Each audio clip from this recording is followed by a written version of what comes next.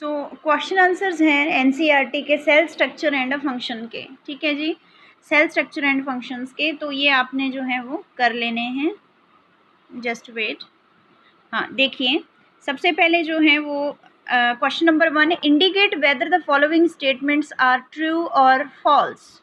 ठीक है, सो इसमें से ट्रू फॉल्स आपने जो है वो करने हैं। ये आपको बुक में गिवन है, बुक में दिया हुआ है। आंसर्स जो हैं वो ये लिखे हैं।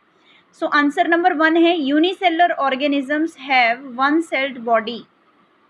Unicellular organisms have one sailed body, ये ट्रू है या फॉल्स है? तो आंसर लिख लेना आपने ट्रू है, बुक के ऊपर लिखिए true. Muscle cells are branched, muscle cells जो हैं वो ब्रांच्ड होते हैं, ये ट्रू है या फॉल्स है? तो आंसर लिखना आपने false. The basic living unit of organism is an organ, तो बताना है आपने ट्रू है कि फॉल्स? तो आंसर लिखना false. Amoeba has irregular shape, true. साथ साथ में करते जाइए बुक के ऊपर। उसके बाद question number 2, make a sketch of the human nerve cell, what function do nerve cells perform. Nerve cells का स्ट्रक्चर बनाइए और इसके फंक्शंस को बताइए। तो नर्व सेल का स्ट्रक्चर बनाना है आपने। सबसे पहले न्यूक्लियस को बनाया, ठीक है, इसमें स्ट्रक्चर को, न्यूरॉन का स्ट्रक्चर बनाओ अच्छे से बुक के ऊपर। ठीक है, इसमें जो है लेबल भी करो इसको। उसके बाद जो है वो नर्व सेल का फंक्शन बताना है। पर मैंने आपको बताया था जब बुक पढ़ी थी आपने, क्या फंक्शन होता है इनका। ये जो है वो मैसेज को रिसीव करते हैं और ट्रांसफ़र करते हैं। रिसीव किससे करते हैं? हमारे बॉडी पार्ट्स से, सेंस ऑर्गन से। कहाँ तक लेके जाते हैं मैसेज को? ब्रेन तक लेके जाते हैं। ठीक है, function of nerve cell transmit messages to the brain. कह रहा है कि नर्व सेल का फंक्शन क्या है कि ये मैसेज को ट्रांसमिट करता है कहाँ तक? ब्रेन तक। And also to take away messages from brain to the receptor organs. और दूसरा क्या काम करता है कि ब्रेन से मैसेज लेके जाता है हमारे बॉडी के पार्ट्स तक, रिसेप्टर ऑर्गन्स तक। It controls the working of different parts of the body, ये बॉडी के डिफरेंट पार्ट्स की वर्किंग को भी कंट्रोल करता है। देन उसके बाद question number 3, right short notes on the following. Short notes लिखने हैं किस किस के ऊपर? साइटोप्लाज्म, अभी अभी पढ़ा हमने। ठीक है, cytoplasm, nucleus of a cell. ठीक है, और भी ये क्वेश्चन दिया हुआ, nucleus of a cell, nuclear membrane. अब इसमें जो है वो आंसर देखिए, सबसे पहला लिखना है साइटोप्लाज्म का। It is a fluid. Cytoplasm क्या होता है? देखो पहले डायग्राम में, यहाँ पे ये जो है वो न्यूक्लियस का स्ट्रक्चर है। ठीक है, जैसे हमने एक सेल बनाया और न्यूक्लियस बना दिया, उसके बाद न्यूक्लियस बनाने के बाद जो ये बाहर स्पेस होता है इसको साइटोप्लाज्म कहते हैं। तो इसके ऊपर नोट लिखना है। तो ये क्या है? इट इज़ अ फ्लूइड, ये फ्लूइड है। ठीक है, it is a fluid that is, it is a fluid that fills the cell and occurs between the plasma membrane। plasma membrane कहाँ है? यहाँ पे, ये जो बाहर की मेम्ब्रेन है इसको प्लाज्मा मेम्ब्रेन कहते हैं। एंड न्यूक्लियस, न्यूक्लियस कहाँ है? यहाँ। तो cytoplasm nuclear membrane, nuclear membrane जो है ये न्यूक्लियर मेम्ब्रेन है और यहाँ पे प्लाज्मा मेम्ब्रेन है। तो साइटोप्लाज्म कहाँ प्रेजेंट होता है? प्लाज्मा मेम्ब्रेन और न्यूक्लियर मेम्ब्रेन के in between. Cell organelles such as mitochondria, ribosomes, Golgi bodies are suspended in the cytoplasm। कहने का मतलब कि इसके जो सेल ऑर्गेनेलिज हैं, सेल ऑर्गेनेलिज यहाँ पे माइटोकॉन्ड्रिया प्रेजेंट होगा या और स्ट्रक्चर्स प्रेजेंट होंगी। ठीक है, तो यहाँ पे राइबोसोम्स, गोल्जी बॉडीज सभी जो है वो इसमें ही सस्पेंडेड होते हैं। सस्पेंडेड मतलब प्रेजेंट होना। Cytoplasm helps in the exchange of materials between cell organelles. कह रहे साइटोप्लाज्म जो है वो हेल्प करता है मटेरियल के एक्सचेंज होने में सेल ऑर्गेनेलिज के बीच में। देन उसके बाद नोट लिखना है न्यूक्लियस के ऊपर, यानी कि न्यूक्लियस के ऊपर, न्यूक्लियस के ऊपर नोट आता है आप सबको, ये है न्यूक्लियस, इसके ऊपर नोट लिखना है। तो इसका डिटेल्ड स्ट्रक्चर जो है वो इधर बनाया हुआ है। ठीक है, न्यूक्लियस का क्या क्या स्ट्रक्चर इसमें प्रेजेंट होते हैं। सबसे पहली बात कि इसकी जो मेम्ब्रेन है वो डबल लेयर्ड होती है। ध्यान से देखिए ज़रा, ये इस तरह से, ये न्यूक्लियस का स्ट्रक्चर है। किसका स्ट्रक्चर है? न्यूक्लियस। जो आप सेल ऐसे बनाते हो ना, उसके अंदर न्यूक्लियस बनाते हो, तो उसका स्ट्रक्चर है। तो बताया गया है कि एक तो इसमें जो है वो मेम्ब्रेन जो है वो एक डबल होती है। ठीक है, और इसी न्यूक्लियस के अंदर जो है लार्ज थ्रेड्स दिखाई दे रहे हैं आपको क्रोमोसोम्स के। किसके थ्रेड्स दिखाई दे रहे हैं? क्रोमोसोम्स। यहाँ लेबल किया हुआ बहुत अच्छे से, ठीक है, क्रोमोसोम्स के क्रोमोसोम्स दिख रहे हैं। ये क्रोमोसोम्स क्या होते हैं? What are chromosomes? Thread like structures होते हैं। देन उसके बाद जो है वो बीच में जो है वो न्यूक्लियोलस प्रेजेंट है, देन न्यूक्लियर पोर प्रेजेंट है। तो ये सारा स्ट्रक्चर जो है वो न्यूक्लियस का है। तो लिखेंगे कैसे आप देखिए, nucleus is a spherical structure. Nucleus क्या है? एक स्फीरिकल स्ट्रक्चर है, generally present at the centre of a cell. ये सेल के बिल्कुल सेंटर में प्रेजेंट होता है। Nucleus is composed of the following components. इसके न्यूक्लियस में जो नीचे लिखे हैं कंपोनेंट्स ये प्रेजेंट होते हैं। पहला कंपोनेंट न्यूक्लियर मेम्ब्रेन, दूसरा न्यूक्लियोलस, तीसरा क्रोमोसोम्स। ठीक है, सो न्यूक्लियर मेम्ब्रेन में लिखना है कि ये डबल लेयर्ड मेम्ब्रेन होती है। अभी बताया ना आपको कि ये न्यूक्लियस की मेम्ब्रेन कितनी है? डबल लेयर्ड होती है, जो कि सेपरेट करती हैं कंटेंट को। जो न्यूक्लियस का कंटेंट है, यहाँ पे न्यूक्लियस का कंटेंट है, ठीक है, और ये सेल के बीच में प्रेजेंट होता है और बाहर जो है वो साइटोप्लाज्म का कंटेंट है। तो न्यूक्लियर मेम्ब्रेन ने किसको सेपरेट किया? न्यूक्लियर मेम्ब्रेन ने जो न्यूक्लियस के अंदर कंटेंट है उसको सेपरेट किया साइटोप्लाज्म से। Nuclear membrane has nuclear pores. Nuclear membrane में क्या प्रेजेंट होती है? न्यूक्लियर पोर्स होती है, that allow the transfer of the specific substances in and out of the nucleus. समझ आई बच्चे? न्यूक्लियर मेम्ब्रेन के बारे में पता लगा। अब उसके अंदर जो न्यूक्लियोलस होता है इसका क्या फंक्शन होता है? ये छोटे छोटे कंसेप्ट हैं जो आपके क्लियर होने चाहिए। ठीक है, आपको इनका नॉलेज होना चाहिए। बड़ी क्लास में जाओगे तो इससे भी ज़्यादा नॉलेज होगा। देन न्यूक्लियोलस क्या है? It is a small spherical body. Nucleolus यहाँ पे स्ट्रक्चर है, ये स्मॉल स्फीरिकल बॉडी है that is not bound by any membrane. इसके बाहर कोई मेम्ब्रेन नहीं होती। आपको दिखाई दे रहा हो ना कि न्यूक्लियस के बाहर जो है वो कोई भी मेम्ब्रेन नहीं है। न्यूक्लियस नहीं, न्यूक्लियोलस के बाहर, ये जो न्यूक्लियोलस है इसके बाहर कोई मेम्ब्रेन नहीं है। ठीक है, it is without membrane. Then उसके बाद जो है वो क्रोमोसोम्स का स्ट्रक्चर है। क्रोमोसोम्स अभी बताए थ्रेड लाइक स्ट्रक्चर्स। ठीक है, these are thread like structures carry genes. कह रहे थ्रेड लाइक स्ट्रक्चर्स होती हैं जिनमें जीन्स प्रेजेंट होती हैं। Genes contain information necessary for the transfer of characteristics from the parents to the offsprings. Genes में जो है वो इंफॉर्मेशन प्रेजेंट होती हैं। ये इंफॉर्मेशन जो है ये क्या करती है? कैरेक्टरिस्टिक्स जो है उनको ट्रांसफ़र करती है पेरेंट से ऑफस्प्रिंग्स तक। ठीक है, जो कैरेक्टरिस्टिक्स हैं वो पेरेंट से ऑफस्प्रिंग में चले जाते हैं। These chromosomes play an important role in the inheritance of characteristics. ठीक है, these chromosomes play an important role in the inheritance of characteristics. यानी कि क्रोमोसोम्स का बहुत बड़ा इंपॉर्टेंट रोल होता है सारे कैरेक्टरिस्टिक्स को इनहेरिट करने का, इनहेरिटेंस में इनका रोल होता है। देन उसके बाद है which part of the cell contain organelle. Cell का कौन सा पार्ट है जिसमें ऑर्गेनेलीज प्रेजेंट होती हैं? Cytoplasm is the part of the cell that contains various organelles such as mitochondria, ribosomes, Golgi bodies. ये सब याद करनी है आपने कि साइटोप्लाज्म जो है वो सेल का एक पार्ट है जिसके अंदर बहुत सारी ऑर्गेनेलीज प्रेजेंट होती हैं, जैसे कि mitochondria, ribosomes, Golgi bodies. Cytoplasm is a fluid that fills the cell and occurs between the plasma membrane and the nucleus। ठीक है, साइटोप्लाज्म के अंदर जो है, यहाँ पे अगर आप ध्यान से देखो ना इसको, यहाँ पे तो आपको दिखाई देगा ये साइटोप्लाज्म है। देखो जरा ध्यान से, ये जो स्ट्रक्चर है यहाँ पे जो है साइटोप्लाज्म है। तो इसके अंदर बहुत सारी सेल ऑर्गेनेलीज दिख रही हैं आपको। माइटोकॉन्ड्रिया दिख रहा है, गोल्जी बॉडीज दिख रही हैं, क्लोरोप्लास्ट दिख रहा है। तो ये सारी सेल ऑर्गेनेलीज हैं जो आपको याद करनी पड़ेंगी कि सेल साइटोप्लाज्म में बहुत सारी सेल ऑर्गेनेलीज होती हैं, उनके नाम पता होने चाहिए आपको, प्रॉपर उसको तरीके से जो है वो आप लेबल करें। ठीक है, उसके बाद क्वेश्चन है make a sketch of animal and plant cell, state 3 differences between them. यहाँ पे एनिमल सेल और प्लांट सेल के बीच में डिफरेंस है।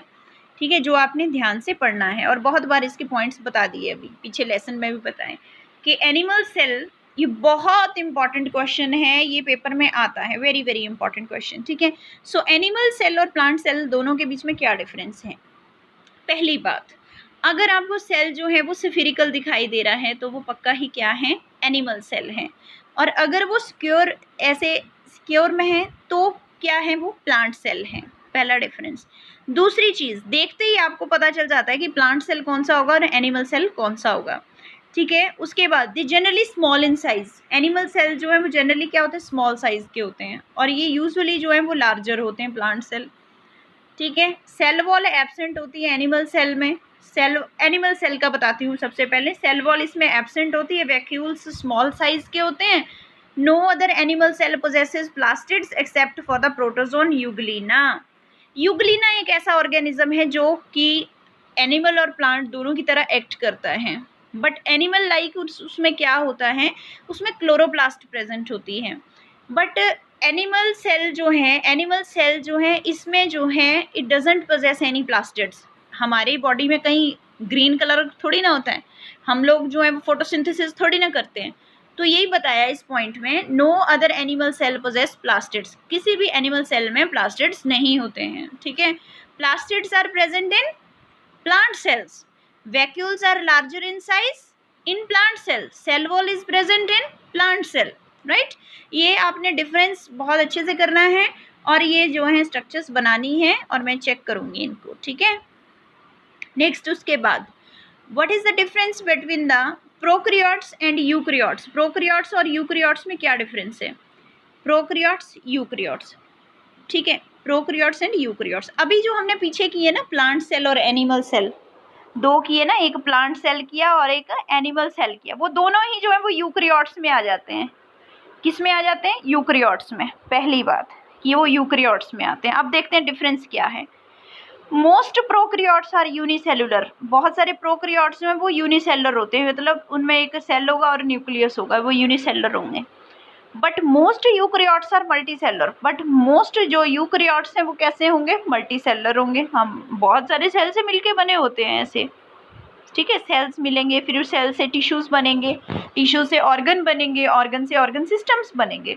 देन उसके बाद सेकंड है the nucleus is poorly defined due to the absence of a nuclear pore. इसमें आगे बताया है कि जो प्रोकैरियोट्स होंगे, जो यूनिसेलुलर होंगे, उनमें जो न्यूक्लियस होगा वो पुअरली डेवलप्ड होगा, ठीक है, पुअरली डेवलप्ड होगा। क्यों, क्योंकि एब्सेंस होगी उसमें, न्यूक्लियस जो है उसकी न्यूक्लियर मेम्ब्रेन ही एब्सेंट होगी प्रोकैरियोट्स में।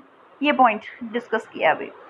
देन उसके बाद इस पॉइंट को देखो, nucleus is well defined and is surrounded by nuclear membrane. Nucleus जो है वो वेल डिफाइंड होगा और बाहर से न्यूक्लियर मेम्ब्रेन जो है वो प्रेजेंट होगी। देन उसके बाद न्यूक्लियोलस इज एब्सेंट, दूसरी तरफ न्यूक्लियोलस इज प्रेजेंट। प्रोकैरियोट्स में cell organelle such as plastids, mitochondria, Golgi bodies are absent, और दूसरी तरफ देखिए cell organelle such as plastids, mitochondria, Golgi bodies are present. Bacteria and blue green algae are prokaryotic cell, fungi, plant cell and animal cells are eukaryotic cells, ठीक है जी। ये question answers आपने करने हैं। देन उसके बाद जो है वो नेक्स्ट है, where are chromosomes found in a cell, state their function. Answer लिखिए, the nucleus contains thread like structures called chromosomes. Nucleus में थ्रेड लाइक स्ट्रक्चर्स होते हैं जिनको क्रोमोसोम्स कहते हैं। Chromosomes play an important role in the inheritance of characters. Chromosomes जो हैं वो इम्पॉर्टेंट रोल प्ले करते हैं कैरेक्टर्स के इनहेरिटेंस में। क्रोमोसोम्स कैरी जीन्स, क्रोमोसोम्स जो है वो जीन्स को कैरी करते हैं, हेल्प करते हैं ट्रांसफर ऑफ कैरेक्टर्स में from parents to offsprings, as I already discussed with you these things. Then उसके बाद नेक्स्ट क्वेश्चन है, cells are the basic structural units of the living organisms, explain. So right answer is the cell constitute the various components of the plants and animals. A cell is the smallest unit of the life and is capable of living functions. ठीक है, cells are building blocks of life. This is the reason why cells are referred to as the basic structural and functional unit of life.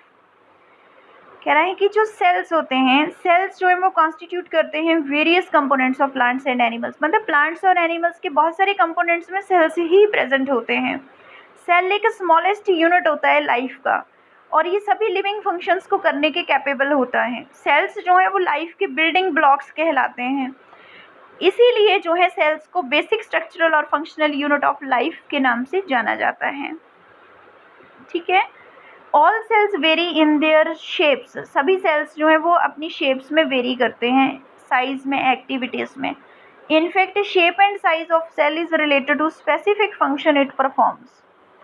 Explain why chloroplast are found only in the plant cells. उसके बाद बताया कि explain कर सकते हैं आपकी chloroplast जो है वो सिर्फ प्लांट सेल्स में ही क्यों होता है। Chloroplast are found only in the plant cells, they contain a green pigment called chlorophyll. Chloroplast जो है वो प्लांट सेल्स में पाया जाता है, ठीक है, प्लांट सेल्स में पाया जाता है और इसमें ग्रीन पिगमेंट होता है जिसको क्लोरोफिल कहते हैं। ग्रीन पिगमेंट जो है वो इम्पॉर्टेंट होता है फोटोसिंथेसिस करने के लिए ग्रीन प्लांट्स में। क्लोरोफिल पिगमेंट्स जो हैं वो ट्रैप कर लेते हैं सोलर एनर्जी को, और इस सोलर एनर्जी से प्लांट को जो है वो ग्लूकोज मिलता है। जैसे कि ये पिक्चर दिखाया गया है, इस पिक्चर में देखिए हमेशा क्या होता है कि जब सनलाइट होती है, लाइट एनर्जी होती है, तो लाइट एनर्जी सीधी किस में चली जाती है? लीव्स में। सीधी किस में चली जाती है? लीव्स में। लीव्स में स्टोमेटा प्रेजेंट होते हैं, छोटे छोटे स्ट्रक्चर्स होते हैं स्टोमेटा। उन्हीं स्टोमेटा के थ्रू कार्बन डाइऑक्साइड जो है वो प्लांट के अंदर चली जाती है, यहाँ से लाइट एनर्जी मिल जाती है, कार्बन डाइऑक्साइड मिल जाती है, और नीचे से वाटर मिल जाता है। ठीक है, यानी कि मैंने क्या बोला अभी तक? या अभी तक पौधे को क्या मिल गया? कार्बन डाइऑक्साइड मिल गई, और क्या मिल गया? वाटर मिल गया। ठीक है, वाटर कहाँ से मिला? नीचे रूट्स में से। तो कार्बन डाइऑक्साइड और वाटर आपस में मिलकर जो है वो ग्लूकोज को बना देते हैं।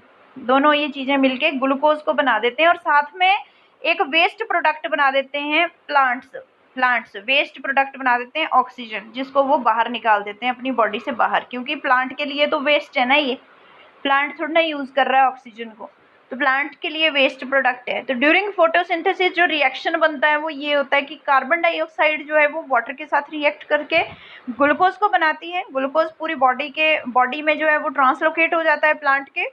अब जो है वो साइड वेस्ट प्रोडक्ट बनाएगा एक ऑक्सीजन, जो कि इसकी बॉडी में से रिलीज हो जाएगा बाहर को, जिसको हम यूज कर लेते हैं। वो हमारे लिए जो है वो लाइफ है।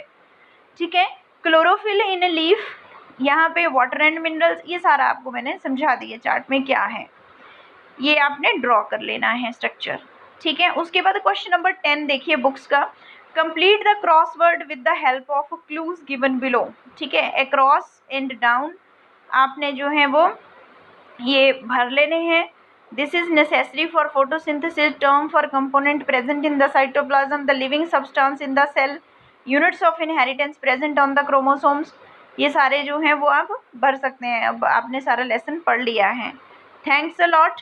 और ये जो है आपको पूरी वीडियो जो है वो आप आराम से देखिए। आपके पास नेक्स्ट 3 डेज जो हैं वो होते हैं। ठीक है, संडे मंडे को लगती है क्लास। अब मंडे तक जो है आप सारे क्वेश्चन आंसर्स कंप्लीट करें। ठीक है, कभी भी आपको पूछ सकते हैं हम कि आपने काम किया है कि नहीं किया है। Okay, thank you.